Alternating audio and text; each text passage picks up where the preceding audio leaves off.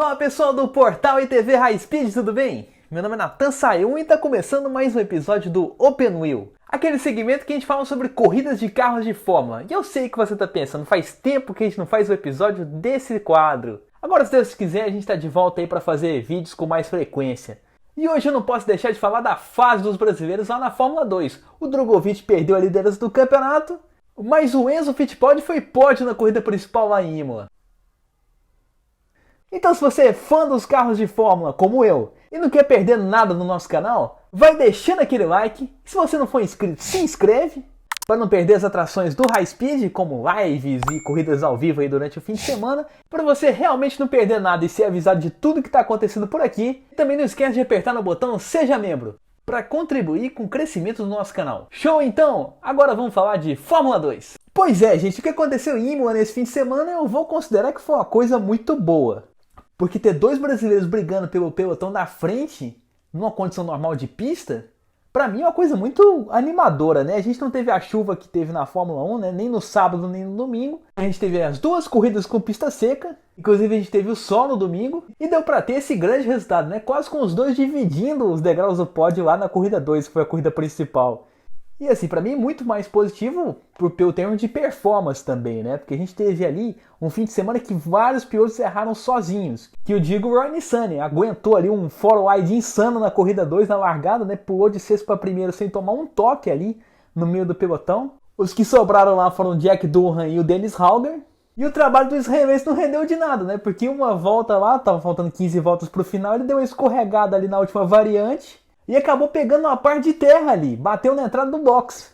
E o que mais dói é que foi uma escorregada normal, não foi aquele tipo de traseirada forte. Ele só saiu um pouco do traçado, pisou na parte de terra e o carro foi embora, bateu ali na entrada do pit lane. É o típico do acidente que deixa todo mundo da Fórmula 2 de cabelo em pé, né? Porque qualquer escorregada, aquela traseira dele é muito nervosa, né? Você pode acabar igual aconteceu com o Nissany e igual aconteceu com o Vips também, né? O Yuri Vips.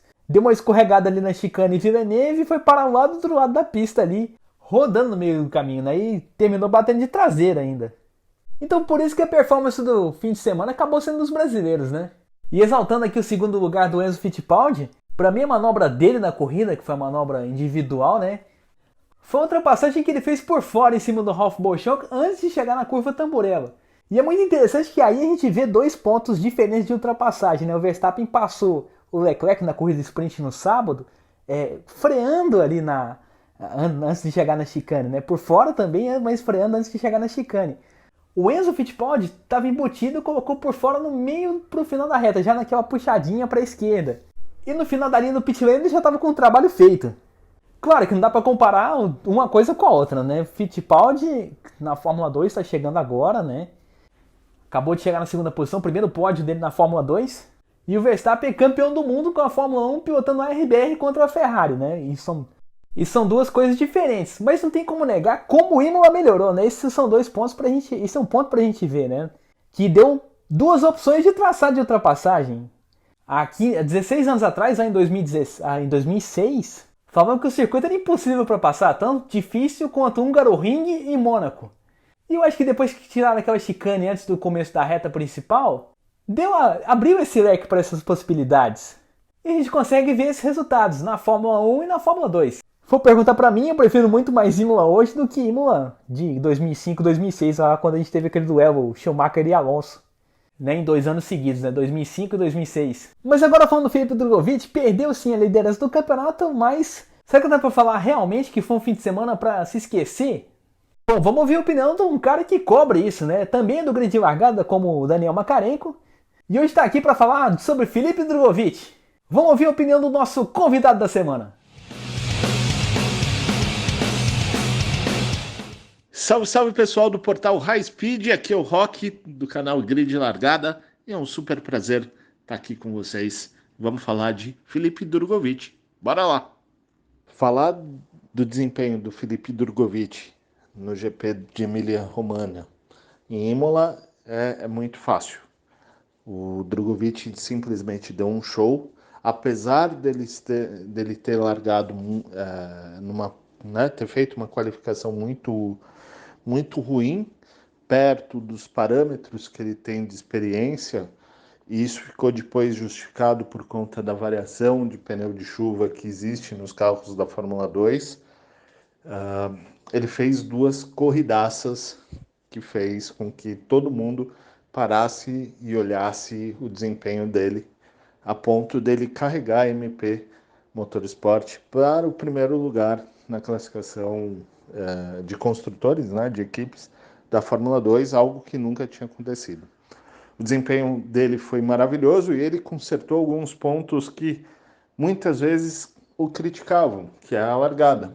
E ele fez 2 largadas monumentais. A primeira passando de 12º para sétimo, e depois de 12º para nono, né, nas 2 corridas. E depois um desempenho super consistente que culminou com bons resultados e, principalmente na segunda prova, era uma prova que estava tudo acontecendo para que ele pudesse, se não fosse ganhar, chegar entre os 3 primeiros, né? Então, uma pena que a direção de prova deu um virtual safety car, quando, pela experiência, era para entrar direto um safety car, e com isso prejudicou a estratégia, que estava numa estratégia de risco, é verdade, mas que deu certo, e que no final, por conta desse imbróglio de virtual safety car e safety car, ele teve que parar com bandeira amarela, caiu lá para trás e ainda marcou bons pontos e sai do campeonato. Ele perde a liderança, mas não perde a competitividade para o campeonato. Então eu vejo que o desempenho dele foi fenomenal, tão bom quanto do Enzo Fittipaldi.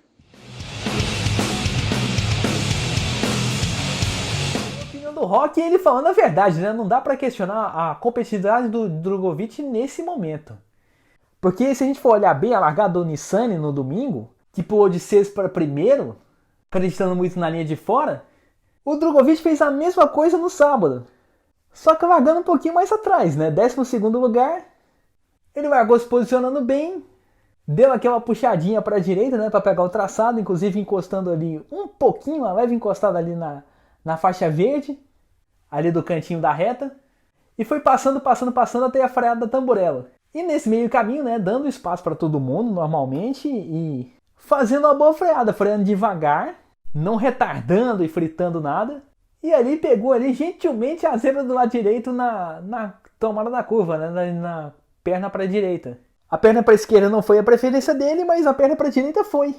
Isso é que foi bom, isso foi um ponto marcante, né?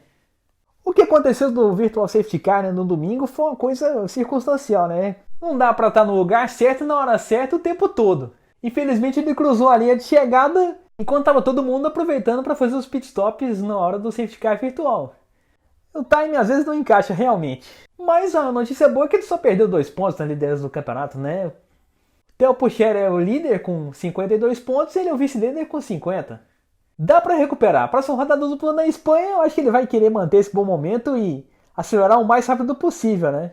Pra já recuperar isso muito bem. E falando em acelerar, né? Vamos destacar um outro ponto antes da gente encerrar o Open Wheel de hoje. A gente falou muito do pulo dele na largada. Na verdade, o outro ponto que a gente tem que destacar aqui é que na hora de sair do grid ele não patinou. Então foi crucial para ele buscar um bom posicionamento, né? Uma boa arrancada foi o início de tudo. Mais um ponto aí maravilhoso dos carros de Fórmula, e que a gente vai continuar acompanhando aqui no nosso Open Wheel, segmento de carros de Fórmula aqui no High Speed. Não esquece de novo de curtir o canal, compartilhar com seus amigos, se inscrever. E não esquece também de conferir a lojinha virtual do portal High Speed, highspeedshop.com.br. Lá tem muitas coisas legais, inclusive nessa época de frio aí, tá na hora de comprar o casaco, né? Que tal um casaco do portal High Speed para aquecer aí nessa época de frio? Entra lá para saber mais.